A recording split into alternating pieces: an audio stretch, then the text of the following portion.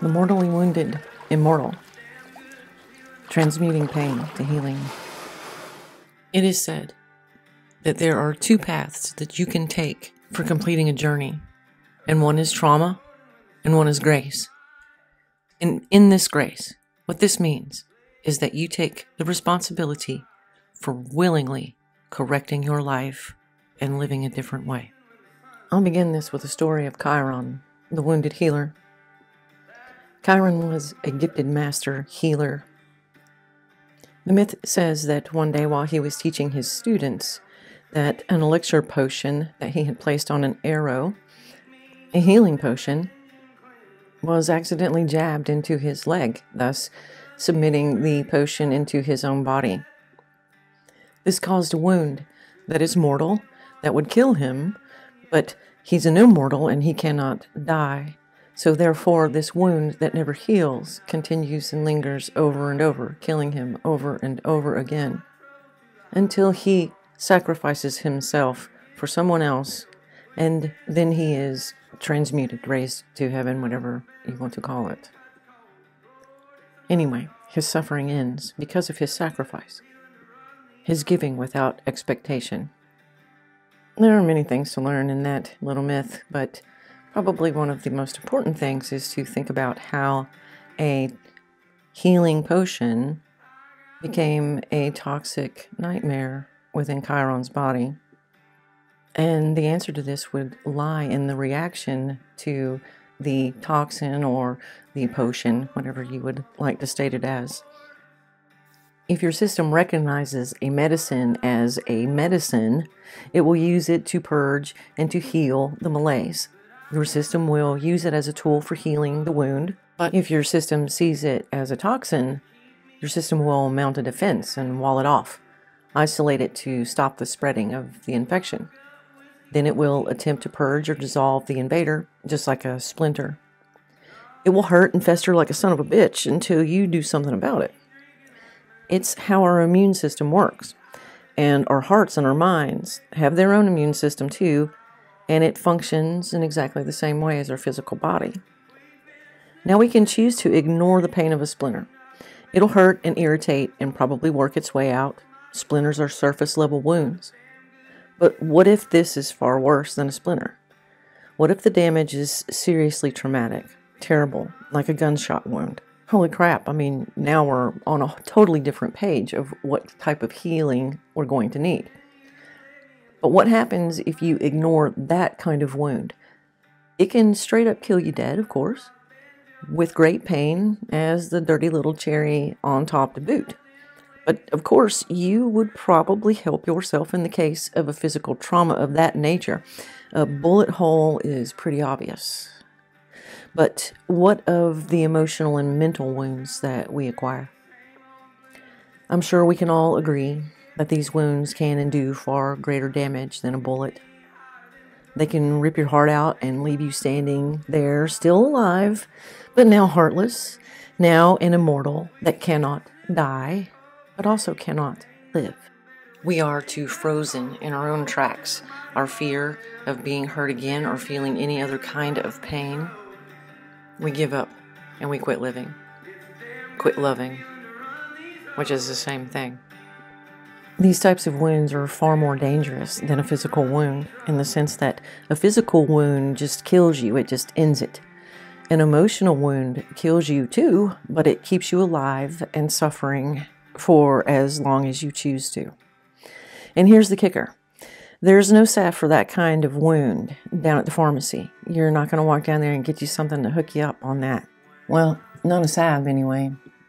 There are, however, several things that can be found there that will numb this pain. And many of us will find ourselves seeking solace in our use of numbing substances.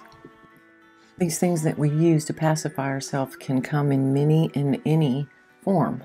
It is how many of us cope with the tremendous pain of these hidden emotional wounds. We all find something. Most of us tend to prefer doing as much damage as possible because when we are on the path of trauma, damage is our healer until we choose to be responsible for our own wounds and victimhood and step onto the path of grace. Source simply desires your return to your divine nature. Both paths will support you fully in your awakening to this revelation.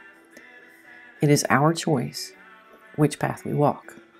We can lose ourselves very deeply in the throes of an addiction, which then launches a whole new cycle of trauma as we struggle with ourselves over losing control or feeling the emotional pain that we are attempting to soothe with the addiction. We will continue to do this until we realize that we cannot beat the problem until we heal the pain. If you no longer have wounds, you don't need any salve, and the addiction sets you free. But that does not mean there is not a cure. Healers of all cultures know that the first step is triage. You got to dig in there and see how bad a wound is, stop the bleeding, and stabilize your patient. The second step is delivering the recommended treatment, which always begins with cleaning the wound. You cut away the dead tissue. Interestingly enough, can become what is in medical terminology called proud flesh when it isn't removed and it goes rancid. I thought that was a very appropriate analogy for a reason why we don't let go of a lot of these kind of wounds, our pride anyway. When you clean the wound, you cut away everything too damaged to be useful in the healing process, and then you throw it away. You get rid of it. That's obvious in a flesh wound, but this is not so obvious in an emotional wound.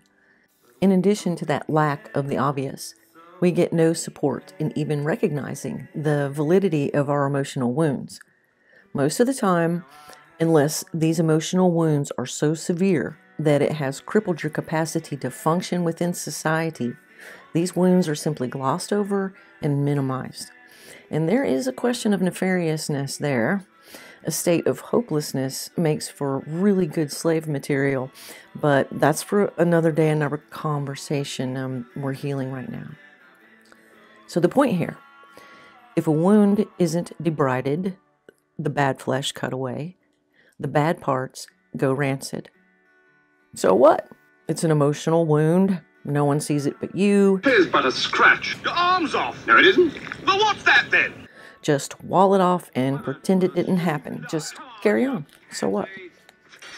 Well, here's the thing. These wounds, they're real.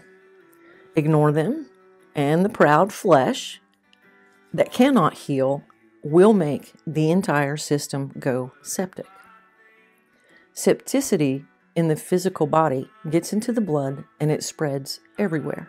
It toxifies the entire environment. Our emotional body reacts the same way. The proud flesh of our emotional wounds toxifies our entire emotional and mental body. Physical and psychic body are the same, both very real, and they both need care. If we want to reach our highest potential, or at least a minimum of just, you're sick of hurting and you want to heal, then we need to acknowledge and treat those wounds. We have to get in, we have to address the issues with the infection, and we have to let go. Cut away the proud flesh and let go. And I can hear it now, but he did, she did, they did this to me to cause this wound. It is unjust, you cry. And I hear you. There is zero justice, it seems, for many of the worst of our wounds. Straight up, caused by someone else's actions. That's true. But I'm going to ask you this. You have the wound, but where is the one that did this to you? For many of us, they are long gone in the past. If they are not, if they are still in your life, you need to seriously question your choices for being in the vicinity. Just saying. The point here, they aren't standing in front of you, causing that trauma over and over. It's your wound, and you are the one picking at the scabs, causing the trauma to play out again and again every time you think about it, because you didn't clean the wound properly. Is your need for justice worth the septicity it will cause? Which do you value more, the proud flesh or healing? And this is the root of it all. What do you want more? Because healing our psychic body is up to us. No one can do it for you. You are the only one that can see it, regardless of how we got wounded. We are responsible for its care, and that is all we need to do to heal. So when we are finally finished singing rounds of this song, we will stop being wounded victims of someone else's doing. We will take the responsibility for the damaged part of ourselves and clean the wound properly. To do this, first you have to get the splinter out. This splinter is the thing that was done to cause the wound. Now you take that splinter and you give it back to the person that did the wounding. It is their karma. It is their action that caused it. It's not yours. So don't carry it around for them. Do not drag their bags around for them. If your wound is extreme, you can act this out physically. Really make this happen in your imagination. This may sound nuts, but it has long been used in many cultures to heal trauma of all kinds, mentally, emotionally. So try to the very best of your ability. Every time it comes up for you, face it and return the karma until it stops. 100, 1,000, if that's what it's got to take. But here's the key to ending it for good. Give them their karma back and then turn around and walk away. At some point, you will walk away for good. The more serious you are with your intent, the quicker the process will end. Cut your ties to their karma. Let their sorry ass haul it around, not you. Let me say this too. When you pull out a bullet, make sure you get all the fragments, right? Make sure you got it cleaned. So great, excellent. Step 2 is to dress this wound and care for it until healed, which is to learn the lesson. For many of us, this lesson that we needed to learn from these types of wounds is the lesson that we have value. You are worthy, and that someone else doesn't have the right to hurt you with their carelessness. Good lesson to learn. Good thing to know because it's true. Now we do the homework. This is taking care of the wound until it is healed. You find your responsibility in your own wounding. I have to say here that I do know and I do realize that some victims have zero responsibility, okay? But I guarantee you also have those types of wounds that I am talking about here, broken hearts of all types. We have to know how we got ourselves into the position that caused the damage, and we have to be honest with ourselves. What choices did we make? What did we allow in that? We own it, and we learn the lesson. And then don't ever be a victim again. But other people do this and that, and. Well, you have two choices here. You can choose choice A. Prove yourself worthy. Will you join me? None shall pass. What? None shall pass. You make me sad. So be it. Or choice B, which is to use 4 very simple rules for your life. I guarantee you, I challenge you to find a situation where you have been hurt, where you or someone else hasn't broken one of these rules. And here's the first rule, and if you just do this rule, you will never be a victim again. But this one, plus the others, will change your whole life into living a life where no one can hurt you, but you are alive and a loving heart, because you know you are worthy and no longer live in fear. This rule is don't take it personally. Nothing that other people do are about you. Don't make it about yourself. If someone hurts you, it's because they were probably hurt and they're just living out their own wounded fantasies. And a lot of times that is just recreating the crime over and over again in other people's lives. Which is also something that you need to pay attention to, that we need to pay attention to when we are wounded. Don't take it personally, and don't take it out on anyone else. Just that one rule will unload tons of crap out of your life. But another second runner-up is don't make assumptions. If you don't know what someone is thinking or feeling or doing, don't sit around and fantasize and daydream about what it is they may be thinking, feeling, or doing. Because when we do these things, we tend to make up scenarios and then we hurt our own stupid self. What if they're doing this? What if they're doing that? Oh, no, no, no. Yeah, that's a waste of time, and we should really quit. Don't worry about a problem until you know that you have one. And if you're not sure, buck up and ask the questions you need to ask. Or you could just simply let it go and not take it personally. Another handy tool is to always speak impeccably. Words can be weapons. That's how most of these wounds were made. Make sure you're not repeating that on someone else. Choose your words carefully. Mean what you say or don't say it. And if you have something nasty to say, think twice about saying it at all. Ask yourself first, did I make an assumption? Have I taken something personally? Why am I feeling angry and I need to lash out? You know, just a simple rule of brain in gear before you go running your mouth like a motorbike. Just think about it.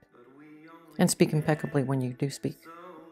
Which brings us to the very last rule, which is to always do your best, to do the very best that you can, to end the victim mentality, to stop your own pain, to transmute this into healing. And keep this in mind. Your physical body is a healing machine, a miraculous healing machine. And so is your emotional body. Just help it out some.